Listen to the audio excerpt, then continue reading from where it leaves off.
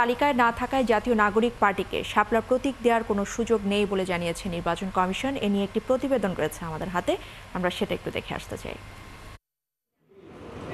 জাতীয় নির্বাচনের প্রস্তুতি ও সমসাময়িক বিষয় নিয়ে সাংবাদিকদের সাথে কথা বলেন ইসির সিনিয়র সচিব আক্তার আহমেদ। বেশ ভালো অর্থবহ তথ্য দিয়েছেন। তিনি বলেন 19 অক্টোবরের মধ্যে নির্ধারিত তালিকা থেকে প্রতীক বেছে নিতে হবে এনসিপিকে। শাপলার বিষয়ে নির্বাচন কমিশনের অবস্থান একই, যেহেতু নির্বাচন পরিচালনা বিধিমালায় এটা নাই, অর্থাৎ দেওয়ার সুযোগ নাই।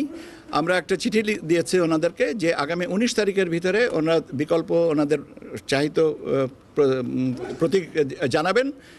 যদি এটা 19 তারিখের ভিতরে না জানান তাহলে স্বীয় বিবেচনায় নির্বাচন কমিশন এ বিষয়ে প্রতীক সিদ্ধান্ত নেবে। এ সময় তিনি আরো জানান, নতুন করে 12টি রাজনৈতিক দলের নিবন্ধনের বিষয়ে মাঠ পর্যায়ে অনুসন্ধান চলছে। প্রধানত 12টা দলের ব্যাপারে অতিরিক্ত তথ্যানুসন্ধান। গণভোট আয়োজনে কতটা প্রস্তুত নির্বাচন কমিশন জানতে চাইলে তিনি বলেন, এ নিয়ে এখনো কোনো আলোচনা হয়নি।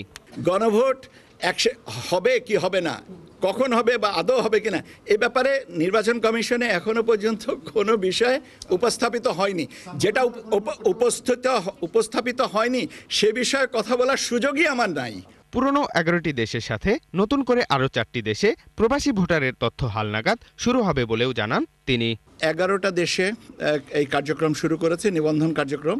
মামুন হুসাইন, 71, ঢাকা।